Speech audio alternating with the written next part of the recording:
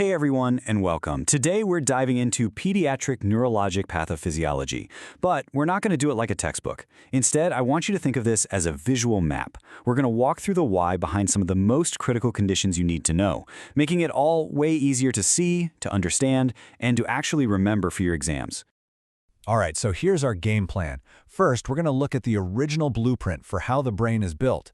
Then we'll explore what happens when that blueprint gets messed up. We'll cover big structural issues first, like neural tube defects, and then we'll get into functional problems that mess with the brain's chemistry. So before we can really get into what goes wrong, you have to appreciate what's supposed to go right. And let me tell you, building a nervous system is this unbelievably fast and complex process, and it all happens in this very specific, very vulnerable little window of time. Now, what's just mind-blowing about this timeline is how early the really foundational stuff happens. I mean, look at that first step, the neurotube, which becomes the entire brain and spinal cord, literally zippers itself shut by just 4 weeks after conception. And get this, that's often before a pregnancy is even confirmed. So you can see why any hiccup here can have these massive ripple effects down the line. Okay, so building right off that idea, let's visualize what happens when that crucial zippering process we just talked about, well, when it fails. This specific failure is what leads to a whole category of disorders we call neural tube defects. The main takeaway here is that neural tube defects aren't some late-stage issue. No, this is an error in the very first step of building the nervous system, and that's exactly why the consequences can be so huge. Understanding the starting point is absolutely key. All right, so let's set our baseline. This is the blueprint for what's supposed to happen. You see the spinal cord, nice and safe, tucked inside a fully formed, fully closed vertebral column. Everything is protected. This is the normal we're going to compare everything else against. Now, here's the first type of error. In the mildest form, called a meningocele, you can see there's a little gap in the bone, and this lets a fluid-filled sac pop out. But, and this is the key thing to notice, look closely. The spinal cord itself is still safe and sound inside the column. It's not involved. This, however, is the one you'll see most often, and it's the most severe. It's called myelomeningocele, and the consequence is right there to see. That sac doesn't just have fluid in it anymore. Now it contains a piece of the malformed spinal cord and its nerves.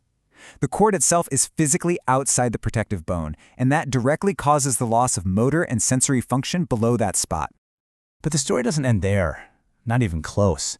You see, this defect creates a major downstream problem, a huge ripple effect. Because that spinal cord is stuck or tethered way down low, it physically pulls the back part of the brain, the cerebellum and brainstem, downward, right through the opening at the base of the skull. And this is the final piece of the puzzle. This is that aha moment. That downward pull we just saw, the Chiari malformation, it acts just like a dam at the base of the brain. You can see on the left how the spinal fluid is supposed to flow freely, but on the right, with the blockage, it all backs up. This causes a really dangerous buildup of fluid and pressure inside the brain. And that condition is hydrocephalus. So, what you need to take away for your exams is this really clear logical chain reaction. Ready? Myelomeningocele causes a tethered cord, which leads to a Chiari-2 malformation, which then causes hydrocephalus in about 85% of these infants. If you can visualize that step-by-step story, you've got this down. All right, let's shift gears. We're going to move up from the spine and focus on the skull. Now we're going to look at a totally different set of structural problems. What happens when the bones of the skull fuse together too early, or when the brain itself just doesn't develop the way it's supposed to? Okay, the easiest way to think about this is that an infant's skull has these natural seams, or sutures, that act like expansion joints. They're there to let the super fast-growing brain expand in every direction. With craniosynostosis, one of those joints seals up way too soon, so the brain can't push outwards there anymore. It's forced to grow in the only direction it can, parallel to that fused line. And this illustrates that idea perfectly. Look at the left. The suture running from front to back fuses, so the head can't get wider. It's forced to grow long and narrow. Now look at the right. The sutures running side to side fuse, so the head can't grow front to back. It ends up short and wide. You can literally predict the shape of the head just by knowing which seam closed too early. Whoa, Okay, this is a really powerful look at an error inside the brain itself. This condition is called lissencephaly, which literally means smooth brain. And it's a failure of that neuron migration step we saw way back on our timeline. Because the neurons never made it to their final destinations, the brain's surface never formed all its normal folds and grooves, which, as you can imagine, has really severe consequences. Okay, so we've been talking a lot about hardware problems, issues with the structure. Now let's switch to the software. In these conditions, the brain's architecture might look totally normal, but its delicate chemistry, or its protective environment, gets thrown way out of whack, disrupting how it works. Let's break down PKU. It's a perfect example of a functional problem. There's just a single blocked pathway. When the body can't process this thing called phenylalanine, two things happen. First, it builds up to toxic levels, and that's what damages the nervous system. At the same time, the body can't make the stuff that comes after the block, like melanin. And that deficiency is exactly why patients with PKU often have very fair skin, light hair, and blue eyes.